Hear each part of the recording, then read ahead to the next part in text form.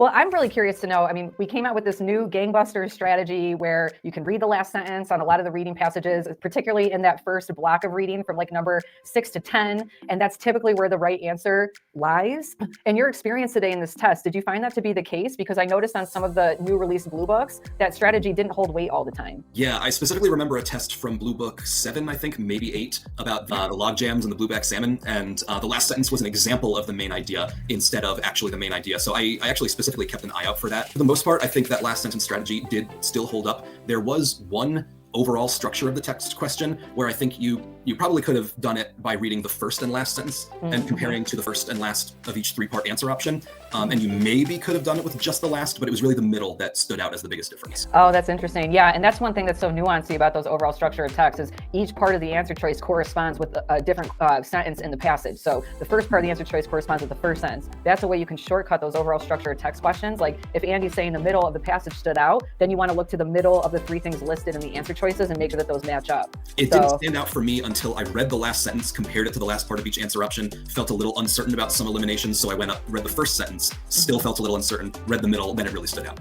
But I mean, that strategy will save you time on average. So if you run into a question where you actually do have to read the whole thing, well, that's one question out of a few, and it'll save you time overall still, as opposed to approaching every overall structure problem by reading everything every time. Yeah, exactly.